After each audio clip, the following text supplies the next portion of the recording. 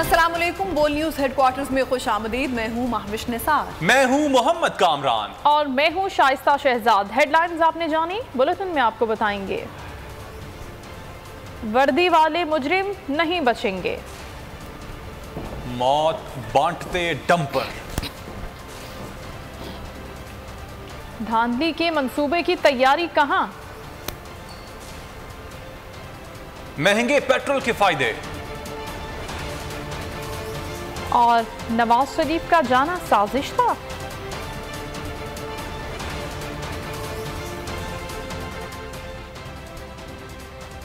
खबरनामे का आगाज करेंगे और आपको बताएं कि चेयरमैन तहरीक इंसाफ इमरान खान ने पंजाब में होने वाली बड़ी साजिश से पर्दा हटा दिया है।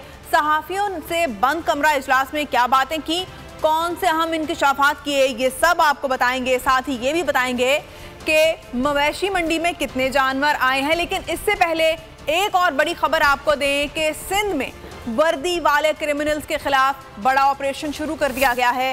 कराची और हैदराबाद के 100 से जायद अहलकार जुराइम पेशा सरगर्मियों में मुलविस निकले। आईजी सिंध की तैयार करदा फहरिस्त ने पर्दाफाश कर दिया। कौन कौन से पुलिस वाले क्या क्या जुराइम करते रहे, इस रिपोर्ट में जानिए।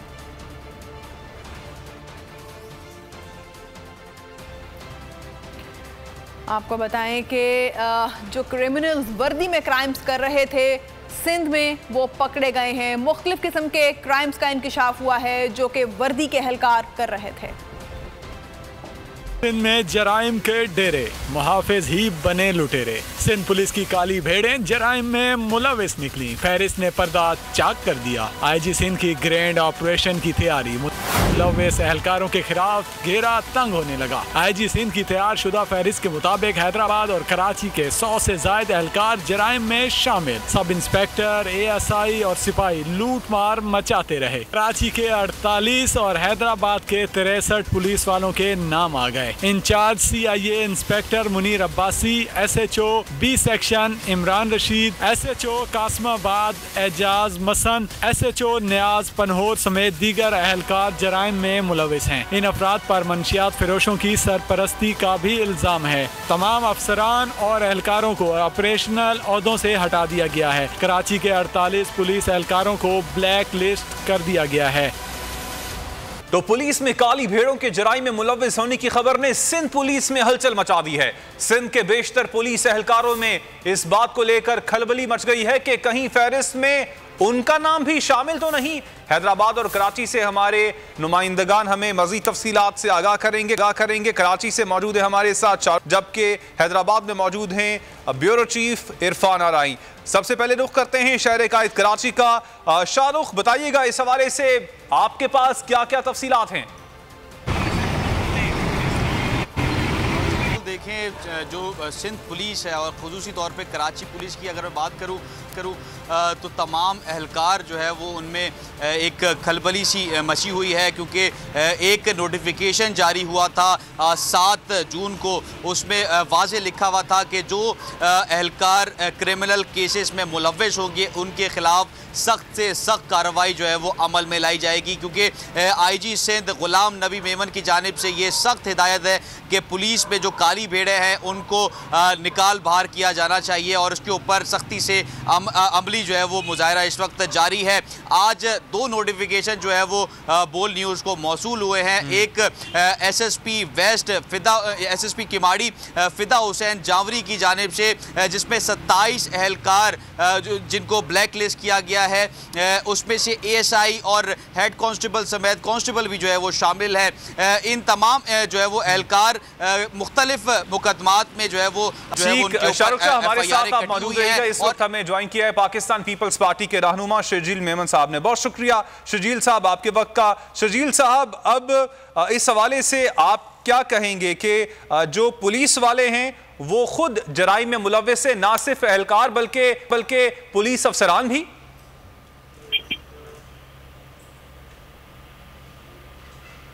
पुलिस को मालूम हुए हैं और उनके खिलाफ एक्शन भी हो रहा है। अब सर एक्शन तो अब हो रहा है, इससे पहले जो जराइम किए जा चुके हैं, क्या इससे पहले किसी को मालूम नहीं था उनकी जानिब से जब ये जुर्म किए जा रहे थे? देखिए जी, पुलिस में एक पूरा मैकेनिज्म है जैसे फोर्सेस में होता है अगर किसी की कहीं पे गफलत शामिल होती है तो उनको भी सस्पेंड किया जाता है, किसी की कहीं पे कोई उसके पर्सनल इंटरेस्ट उसने शो किए हैं उसको भी सस्पेंड किया जाता है। लेकिन अगर किसी का कोई क्रिमिनल रिकॉर्ड मिला है, क्योंकि इसी मुआशरे में सब लोग रह रहे हैं, किसी को क्रिमिनल रिकॉर्ड मिला है तो डेफिनेटली पुलिस उनको नौकरियों से फारिग करने के लिए कहा है। और अगर किसी ने कोई क्राइम एक्टिविटी में किसी की इन्वॉल्वमेंट मिली तो डेफिनेटली उनके खिलाफ वही कार्रवाई होगी जिस तरह किसी क्रिमिनल के खिलाफ होती है। अब सर, अब ये जो एक्शन लिया गया है, इसके बाद क्या आप समझते हैं कि सिंध के अंदर खास तौर पर कराची में जो लूटमार की वारदातें हो रही थी, जो जराइम हो रहे थे, उनमें कमी आएगी? देखिए, ये बिल्कुल कतन नहीं है कि जितनी ये वारदातें या स्ट्रीट क्राइम हो रहे थे पुलिस वाले कर रहे थे। अब अगर किसी कोई गलत किसी कोई गफलत है या किसी की कोई पर्सनल इन्वॉल्वमेंट तो उनके खिलाफ वही कानूनी कार्रवाई होगी। ये कितना भी क्राइम हो रहे थे खुदा ना खासा वो पुलिस वाले कर रहे थे, ये प्रश्न देना भी मेरे ख्याल से गलत बात है। अच्छा शर्जील साहब, अब अच्छी बात है कि पुलिस जो है अपनी सिफों में सफाई कर रही है। पुलिस अपने सिफों में जो है वो फर्स्ट टाइम हो रहा है। इससे पहले बहुत दफा आपने देखा पुलिस वालों उनको अरेस्ट भी किया गया। अब शर्जील साहब, अब कोई मैकेनिज्म बनाने की जरूरत नहीं है, क्योंकि अब देखें बात यह है कि पुलिस वालों को हिरासत भी पुलिस वालों की ही होगी, उनकी हिरासत में ये पुलिस वाले होंगे, खासतौर पे अफसरान की अगर बात की जाए। अब इनके ताल्लुकात अंदर मौजूद होते हैं। इससे पहले भी हमने देखा कि टाइम्स एक्शन लेने की कोशिश भी की जाती है तो अपने पेटी भाइयों को बचा लिया जाता है। देखिए जी, अगर बचाने की बात ये सारी चीजें पब्लिक नहीं की जाती और ये इन लोगों के खिलाफ कार्रवाई नहीं होती। डेफिनेटली देखें, एक होती है गफलत होती है कि कहीं पे आपने किसी चीज में कोताही की है, उसकी सजाएं अलग है। लेकिन अगर कोई क्राइम में मुलव्वस है तो डेफिनेटली उसके साथ वही बर्ताव होगा जो कि क्रिमिनल के साथ होता है। अब सर, जो पोस्टिंग्स होती हैं खासतौर पर जब पुलिस वाले ये लगाए जाते हैं तो इसके पीछे भी इन्फ्लुएंशियल लोग भी शामिल होते हैं, जिनमें कौमी असम्बली और सूबाई असम्बली के मेंबरान भी शामिल होते हैं। अक्सर हमने ऐसे देखा है। तो इस चीज का भी मेक श्योर करने की जरूरत नहीं है कि जब इनकी पोस्टिंग्स हो तो वो शफाफ हो, मेरिट की बुनियाद पर हो। देखिए, मैं आपको एक बात बता दूं कि जब पीपुल्स पार्टी की गवर्नमेंट नहीं थी, मैं 12-13 साल पुरानी बात कर रहा हूँ, तब इस तरह के बड़े केसेस मिलते थे। लेकिन आपको ये भी देखना होगा कि पिछले साल में जो मेजर जितनी भी पोस्टिंग्स हुई हैं, जितने भी ऑफिसर्स को लगाया गया, वो सारे अच्छे रेपुटेशन वाले ऑफिसर्स हैं और ज्यादातर CSS ऑफिसर्स हैं या मतलब जिन लोगों ने पाकिस्तान के सुपीरियर इदारे से अपनी पूरी ट्रेनिंग कंप्लीट की हुई है। तो ये अल्हम्दुलिल्लाह कोई ये उंगली नहीं उठा सकता कि जी ये पुलिस वाले जो है उनके जो ट्रैक रिकॉर्ड भी खराब, मतलब अच्छे तहसील ऑफिस भी कोई इदारा नहीं है कि जहाँ पे इस तरह के कोई एग्जाम्स वगैरह इनके होते हों। जो CSP ऑफिसर्स होते हैं definitely they are too good, they are the मतलब top notch of the country. तो उनके हिसाब से ही उनको पोस्टिंग मिली है और आपको ज्यादातर पूरे सिंध में IG लेवल से लेकर SSP लेवल तक आपको CSP ऑफिसर भी काफी नजर आएंगे। और आगे उम्मीद करते हैं कि अब जो एक्शन लिया गया है IG सिंध की जानिब से, इसके बाद पुलिस का जो निजाम है वो बेहतर हो जाए। बहुत शुक्रिया शर्जील मेमन साहब आपके। हैदराबाद का रुख करते हैं, वहां पर मौजूद हैं ब्यूरो चीफ हैदराबाद इरफान अराई। इरफान, बताइएगा हैदराबाद से कौन कौन से ऐसे पुलिस एहलकार हैं, कौन कौन से पुलिस अफसरान हैं जिनके नाम इस लिस्ट में आ रहे हैं?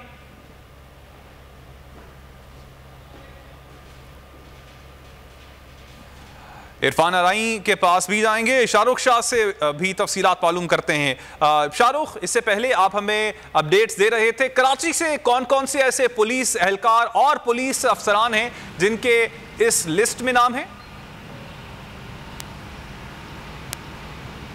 बिल्कुल, देखें कराची में अभी 48 के करीब जो है वो जो एहलकार हैं, जिसमें ASIs भी शामिल हैं, 2 ASI हैं और हेड कांस्टेबल हैं, वो शामिल है। उनके ऊपर जो है वो संगीन नौयत के जो है वो मुकदमात हैं और ऐसे मुकदमात भी जो है वो नोटिफिकेशन में हमें देखने में आया है, जिसमें 302 के मुकदमात भी उन पुलिस एहलकारों के ऊपर लगे हुए हैं।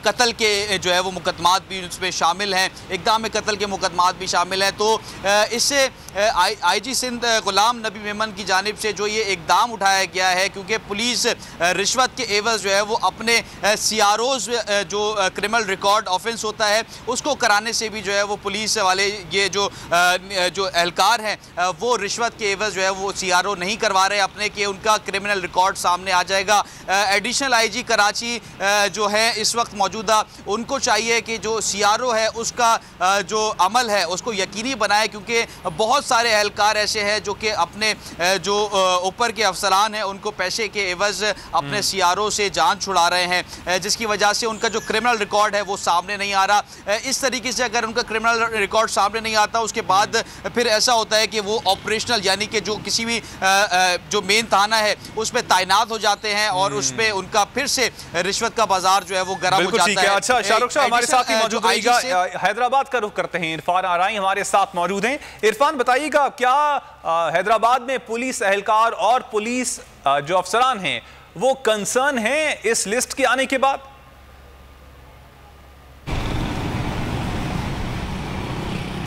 जी बिल्कुल, हैदराबाद में आईजी सिंध के सेक्शन के बाद पुलिस अफसरान और एहलकार परेशान हैं। 63 अफसरान और एहलकारों को हटाया गया है। इसी तरीके से जो मटियारी है और जामशोर है वहाँ भी तक 62 और 67 पुलिस अफसरान और एहलकारों को हटाया गया है। ये जो एक्शन हुआ है उसके बाद ये अफसरान परेशान ज़रूर है, मगर मैं आपको माजी की बात बताता चलूँ कि एडी ख्वाजा जब आईजी सिंध थे तो उस वक्त भी इस तरह की लिस्ट तैयार की गई थी और ख़ास तौर पर हिदायत की गई थी कि वो पुलिस एहलकार जो अपने इलाकों में जराइम की सरपरस्ती में मुलविस पाए गए उनका रिकॉर्ड मुरतब किया जाए। ये वही रिकॉर्ड है जो एक बार फिर मौजूदा आईजी ने तलब किया है और उसके बाद इन तमाम अफसरान और एहलकारों को ऑपरेशनल जो चार्जेस हैं उनसे हटा दिया गया और उनके जगह पर दूसरे अफसर लगाए गए।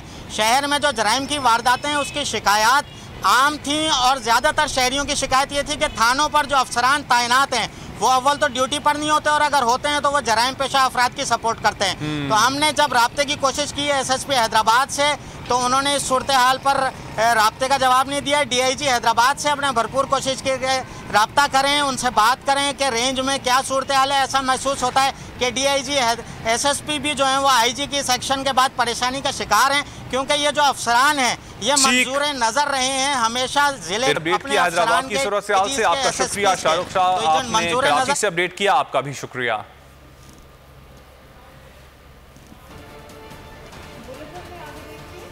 धांधली का मंसूबा क्या? और पेट्रोल मजीद कब महंगा होगा? जब मुहाफिजी जराइम में मुलविस हों तो इंसाफ के लिए किसके दर पर जाएं? अवाम ने सिंध पुलिस में मौजूद काली भेड़ों पर मायूसी का इजहार कर दिया। मुझे नहीं लगता कोई अच्छा फैसला है। वापस ये लोग जाएंगे और ये वापस बढ़ती हो जाएंगे, तो इसलिए ये नामुमकिन नहीं है। कहने की बातें हैं, कुछ होगा कुछ नहीं। अभी भी मैं आया रहा हूँ पाकिस्तान चौक से, इतने पुलिस वाले खड़े हुए हैं और जो जा रहा है उसको चेकिंग कर रहे हैं। अच्छा ही निकाले, ऐसी पुलिस ना होने से बेहतर है आवाम खुद अपने यानी कि पाँव पे खड़े हो गए पुलिस बन जाए। पुलिस का कोई फायदा ही नहीं है यहाँ पे। इस तरह आम शहरी का भी हक है कि वो पुलिस वालों के खिलाफ एफआईआर काटे कटवाए, मतलब जो पुलिस वाला मुजरिमाना रवैया इख्तियार करता है ना। पुलिस अफसर पर एफआईआर दर्ज है। अभी और भी बैठे हुए हैं जो सिफारशी एसएचओ है, सिफारशी अफसर है, तो उन पे कोई उनको नहीं हटाया गया। तो मेरी गुजारिश होगी कि और छानबीन करें। तो जो जाहिर सी बात है क्रिमिनल एक्टिविटीज से क्या कहते हैं जो है आए होंगे तो वो क्रिमिनल्स को और पॉलिटिकलाइज होंगे। करप्ट अफसरान जो हैं उनको पोस्टिंग नहीं मिलनी चाहिए जो क्रिमिनल रिकॉर्ड रखते हैं। और जब हमें मुआविज तहफ़्फ़ुज़ नहीं मिलेगा तो हमारी पुलिस फिर। खबरों के सिलसिले को आगे बढ़ाते हैं। हुकूमत इंतजामिया को अपने साथ मिलाकर धांधली का मंसूबा बनाने लगी है। चेयरमैन तहरीक इंसाफ इमरान खान की सीनियर सहाफियों से मुलाकात में बातचीत। कहा cherry blossom and company election commission में बंदे बिठाकर धांधली करना चाहती है। वाज़े किया कि रैंकिंग के पीछे वाला हाथ भी अब न्यूट्रल है तो न्यूट्रल रहना चाहिए। वाज़े किया कोई ये ना समझे लॉन्ग मार्च खत्म हो गया, आने वाले दिनों में इस्लामाबाद का रुख करूंगा। बना रही है। इंतजामिया को भी अपने साथ मिला लिया गया, दीगर लोगों को भी शामिल किया जा रहा है। चेयरमैन पीटीआई इमरान खान ने पर्दाफाश कर दिया। मुलाकात में इमरान खान ने कहा cherry blossom and company election commission में बंदे बिठाकर धांधली करना चाहती है। पुलिस भी पोजीशन संभाल रही है, तकर्री और तबादले किए जा रहे हैं। रैंकिंग के पीछे वाला हाथ भी अब न्यूट्रल है तो न्यूट्रल रहना चाहिए। मजबूत क़यादत शफाफ इंतखाबात के जरिए ही सामने आ सकती है। शहबाज शरीफ नायब FIA का सरबराह बना हुआ है। शहबाज शरीफ ने अपने तमाम केसेस खत्म करवाए हैं। हाँ कि हमें निकाल दिया तब भी अवाम की फिक्र थी। फिर शौकत तरीन को कहा कि जाकर मईशत पर उनको ब्रीफिंग दें। इस वक्त कोई एडवेंचर हुआ तो नुकसान अवाम का होगा। वाजे किया कोई ये न समझे कि लॉन्ग मार्च खत्म हो गया, आने वाले दिनों में इस्लामाबाद का रुख करूंगा। तहरीक इंसाफ ने महंगाई पर हुकूमत को रकीब दिया। बोले इम्पोर्टेड बजट में नुकसान सिर्फ और सिर्फ अवाम का है। ये नहीं चाहते कि अवाम रिलीफ में रहे। ये फाशिस्ट हैं। पेट्रोल इसी माह 35 रुपए मजीद महंगा होगा। जुलाई में कीमत 310 रुपए तक जाएगी। बाकी चीजें 35% महंगी होंगी। पीटीआई की मुआशी टीम ने इत्तेहादियों के बजट का पोस्टमार्टम कर दिया। इन्होंने पेट्रोलियम लेवी जो अभी ये अब जितने इन्होंने बढ़ा भी दिए हैं, सेल्स टैक्स भी बढ़ाएंगे। उसके बाद पेट्रोलियम लेवी 35 रुपए की इन्होंने गिनवाई है, तो 2 बिलियन आपका लीटर होता है और 750 मतलब 35 रुपए और होंगे। इसमें आपकी फैक्ट्रियाँ बंद होंगी, आपकी अनएम्प्लॉयमेंट होगी और ये जो है ये पूरी जो आपकी जो ग्रोथ है उसके ऊपर ये अफेक्ट करेगी। पेट्रोल जुलाई में अगले महीने ये तकरीबन 300 और 310 रुपए फी लीटर पे जाएगा। आपकी इंडस्ट्री बंद होने जा रही है, छोटी इंडस्ट्री आपकी बंद होने जा रही है। लगता है कि ये इंपोर्टेड हुकूमत इनके जहन में है कि 2 महीने बाद इन्होंने खुदकुशी करनी है और इनको अवाम जो है वो पत्थर मार के घर भेज दे। और इन्होंने बहुत सारी चीजें बजट में छुपा दी हैं जिसका जिक्र ही नहीं किया। ये इतना बेकार बजट है कि ये रद्दी के टोकरे में भी इसकी जगह जगह नहीं बनती। यहाँ पर वक्त हुआ है ब्रेक का और ब्रेक के बाद आप देखिए मंडी में मंदी या तेजी।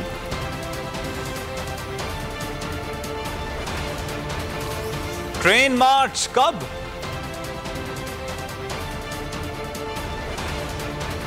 और साजिश का इंकशाफ। ब्रेक के बाद खुशामदीद। खबरों का सिलसिला आगे बढ़ाते हैं। तो नाजरीन आइए आपको लिए चलते हैं एशिया की सबसे बड़ी मवेशी मंडी में, जहां अब तक 24,000 के करीब कुर्बानी के जानवर आ चुके हैं। हमारे नुमाइंदे फैयाज बुखारी भी वहीं पर मौजूद हैं जो कीमतों से मुताल्लिक आगाह करेंगे। जी फैयाज बताइएगा। जी बिल्कुल, इस वक्त हम सुपर हाईवे पर मौजूद मवेशी मंडी में हैं और इस वक्त ख़ास बात यह है कि रौनक मेला लग चुका है और ख़ूबसूरत तरीन और जानवरों की यहाँ पे एक बड़ी तादाद मौजूद है। और इस वक्त अगर जानवरों की बात की जाए तो हर ही जानवर खूबसूरत है। आप देख रहे होंगे कि इस वक्त कितने खूबसूरत और भारी भरकम जानवर यहाँ मौजूद हैं और तकरीबन 24,000 के करीब जो है वो मवेशी मंडी में जानवर रुक कर चुके हैं। एक ऐसे स्टॉल पर मौजूद है, इनसे जानते हैं। आप ये बताइएगा कि जानवरों के इस बार जो रेट रखे गए हैं, क्या रेट तयन किया गया है, उसके बारे में कुछ बताइए। हमारे पास ऑनवर्ड 5 लाख रुपए से स्टार्टिंग है और तकरीबन 25 लाख रुपए तक के जानवर हैं और माशाल्लाह से हमारे अच्छे वनडे वाले जानवर हैं, पलाई वाले जानवर हैं। छुट्टी के रोज़ जो है वो फैमिलीज़ भी यहाँ पर आती है। हमारे साथ एक फैमिली मौजूद है, इनसे जानते हैं। जी आज छुट्टी का दिन था कल, तो बच्चे थोड़ा इंजॉय करने के लिए कह रहे थे तो हम मंडी देखने आए। जानवर माशाल्लाह बहुत अच्छे हैं और बस ये इंजॉय कर रहे हैं ये लोग, तो इनको दिखाने। अच्छा आप ये बताइएगा, आज अमूमन ख़रीदने तो नहीं आएंगे, देखने आएंगे, कैसे लग रहे हैं जानवर? बहुत अच्छे हैं माशाल्लाह से। बहुत मोटे ताज़े तगड़े से जानवर मौजूद हैं और ये तो बहुत ही शानदार लग रहा है और ऐसा लग रहा है कि बहुत गुस्से में भी है और हमें शायद मार भी दे। और इंतज़ामिया इस बात का जो है वो दावा कर रही है कि डॉक्टर्स के ऊपर मुकम्मल तौर पर जो है वो एक गिरफ्त रखी हुई है कि कोई भी जानवर बग़ैर वैक्सीन के या किसी स्किन डिजीज़ के अंदर दाखिल ना हो सके। बहुत शुक्रिया फयाज, आप अपडेट कर रहे थे। आगे बढ़ते हैं, कुछ दीगर खबरों की तरफ बढ़ेंगे। मनी लॉन्ड्रिंग केस में स्पेशल सेंट्रल कोर्ट ने वज़ीर आज़म शहबाज शरीफ और वज़ीर आला पंजाब हमजा शहबाज को 15 जुलाई को तलब कर लिया। आइंदा पेशी पर फर्द जुर्म आयद होने का इम्कान है। अदालत का इश्तिहारी मुल्जिमान सलमान शहबाज और ताहिर नकवी के इश्तिहारात जारी करने का हुक्म। इश्तिहारात उनकी रिहाइशगाहों और अदालती अहाते में लगाने के अहकाम जारी कर दिए गए। स्पेशल सेंट्रल कोर्ट ने वज़ीर आज़म और वज़ीर आला पंजाब को 15 जुलाई को तलब कर लिया। आइंदा पेशी पर फर्द जुर्म आयद होने का इम्कान। इश्तिहारी मुल्जिमान सलमान शहबाज और ताहिर नकवी के इश्तिहार जारी करने का हुक्म। इश्तिहारात उनकी रिहाइशगाहों और अदालती अहाते में लगाने का हुक्म दिया गया। अदालत ने मुकदमे की समाअत 15 जुलाई तक मुलतवी कर दी। स्पेशल सेंट्रल अदालत ने शहबाज शरीफ और हमजा शहबाज की उबूरी जमानत में तौसीक कर दी। शहबाज शरीफ और हमजा शहबाज को 10-10 लाख के मचल के जमा कराने का हुक्म। शरीक मुल्जिमान को 2-2 लाख मचल के जमा कराने का हुक्म दिया। नवाज शरीफ का मुल्क से जाना एक बड़ी साजिश थी। रिपोर्ट ऐसे बनाई गई कि लगता था नवाज शरीफ साहब नहीं बचेंगे। नवाज शरीफ को बाहर भेजने के लिए पियाली में तूफान खड़ा किया गया, मीडिया पर शोर मचाया गया। शहबाज गिल बोल के प्रोग्राम नेशनल डिबेट में बात कर रहे थे। नवाज शरीफ साहब का पाकिस्तान से लंदन जाना बीमारी का बहाना करके, गो के लाहौर हाई कोर्ट उसमें शामिल थी, गारंटियर बीच में शामिल था जो आजकल प्राइम मिनिस्टर है हमारे। क्या वो भी किसी डील के तहत था? वो एक बहुत बड़ी साजिश थी। साजिश थी? वो बहुत बड़ी साजिश के तहत। नवाज शरीफ साहब का इस मुल्क से जाना साजिश के तहत था। किसने की थी? इसको छोड़ देते हैं, लेकिन साजिश थी। साजिश थी। किस नौयत की साजिश थी? साजिश थी, आपको अंदाजा हो गया। ये बहुत बड़ी खबर है मेरे लिए, आप जो कह रहे हैं ना। वो भी साजिश थी।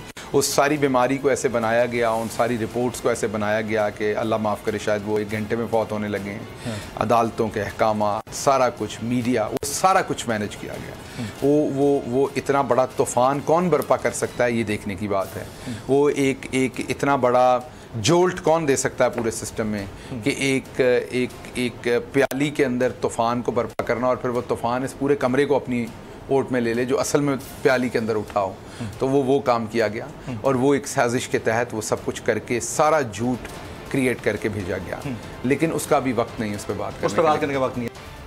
साबिक सदर आसिफ अली जरदारी और बिलावल भुट्टो की जेर सदारत पीपल्स पार्टी की कोर कमेटी का इजलास हुआ। इजलास में दहशतगर्दी के मसले बिलखुसूस कलअदम TTA और TTP के साथ अफगानिस्तान में होने वाली हालिया पेशरफ्त की रोशनी में तबादला ख्याल किया गया। इजलास में इस बात पर इत्तेफाक किया गया कि तमाम फैसले पार्लियामेंट को करने चाहिए, पार्लियामेंट को ऑन बोर्ड लेकर तमाम फैसले होने चाहिए। पीपल्स पार्टी मुस्तकबिल के लाहे अमल के तायुन के लिए इत्तफाक राय चाहती है। पीपल्स पार्टी मुस्तकबिल के बारे में इत्तफाक राय के लिए इत्तेहादियों से राब्ते करेगी। इजलास में इत्तफाक राय के लिए तमाम सियासी जमातों के पास जाने का फैसला किया गया। जमात इस्लामी का महंगाई और सूद के खिलाफ 25 जून से ट्रेन मार्च का ऐलान। अमीर जमात इस्लामी सिराजुल हक ने बजट मुस्तरद कर दिया। कहते हैं हुकूमत ने IMF की हिदायत पर बजट तैयार किया। सूदी निज़ाम की वजह से बच्चा मकरूज हो चुका है। हुकूमत ने महंगाई खत्म करने का वादा किया लेकिन कुछ भी ना किया। नामूसे रिसालत सल्लल्लाहु अलैहि वसल्लम पर हमारी तहरीक जारी रहेगी। जून से ट्रेन मार्च करेगी इंशाअल्लाह ताला। इसलिए हम इस सूदी निजाम को, सूदखोरों की बजट को मुस्तरद करते हैं। और एक बार फिर इन्होंने IMF के कहने पर, वर्ल्ड बैंक के कहने पर बजट बनाया। इस सूदी बजट और सूदी निजाम की वजह से पाकिस्तान का हर बच्चा 2,28,000 रुपया मकरूज है। इंडियन सखाने तक मार्च किया और इस हुकूमत ने हिंदुस्तान की सफारत खानी की हिफाजत की। हमारे बेहिम्मत हुक्मरानों ने के साथ तिजारत कर रही है कि नामूस रिसालत के खातिर हमारी तहरीक जारी रहेगी इंशाअल्लाह ताला। भारी गैंग वॉर के सरगना उज़ैर बलोच ने गार्डन के इलाके से मदफून असलहा और गोला बारूद बरामद करा लिया। असलहा और गोला बारूद पुलिस के हवाले किया जो सिटी कोर्ट मालखाने में आग लगने से तबाह हो गया। इंसदात दहशतगर्दी अदालत में मुद्दई रेंजर्स के DSR ने बयान कलमबंद कराया। अदालत ने आइंदा समात पर मजीद गवाहान को तलब कर लिया। बलोच की निशानदही पर असला बारूद की बरामदगी। मुद्दई रेंजर्स के DSR ने बयान कलमबंद करा दिया। कराची की इंसदात दहशतगर्दी अदालत में गैंग वॉर सरगना उज़ैर बलोच के खिलाफ धमाका खेज मवाद के मुकदमे की समाअत हुई। रेंजर्स के DSR ने अदालत को बताया कि उज़ैर बलोच की निशानदही पर गार्डन में दफन गोला बारूद और असला बरामद कर लिया गया। मुद्दई ने बयान दिया कि बारूदी मवाद नाकाबिल इस्तेमाल करके पुलिस के हवाले किया। सिटी कोर्ट के मालखाने में आग लगने से केस प्रॉपर्टी जलकर तबाह हो गई। वकील ने मुद्दई पर जरा करते हुए पूछा कि असला और धमाका खेज मवाद कचरा कुंडी से बरामद किया गया तो बम डिस्पोजल स्क्वाड को मौके पर तलब क्यों नहीं किया। मुल्जिम के वकील ने गवाह के बयान पर जरा मुकम्मल कर ली। अदालत ने आइंदा समात पर मजीद गवाहान को तलब कर लिया। खबरों का सिलसिला जारी है। यहाँ पर वक्त हुआ है ब्रेक का और ब्रेक के बाद देखिए मूसेवाला की याद।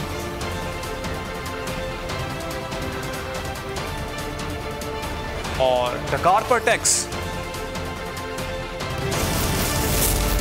ब्रेक के बाद खुशामदीद। खबरों के सिलसिले को आगे बढ़ाते हैं। सिद्धू मूसेवाला के जन्मदिन पर उनके मद्दाह उदास हैं। 29वीं सालगिरह के मौके पर पंजाबी सिंगर की याद में मद्दाहों का रश, आखिरी रसूमात अदा की गई। चाहने वालों ने सोशल मीडिया पर उनको खिराज अकीदत पेश किया। वाला का यौम पैदाइश, मौत के बाद भी गुलकार की मकबूलियत कम न हुई। सालगिरह के मौके पर मद्दाहों ने उनकी यादगार का दौरा किया, खिराज अकीदत पेश किया।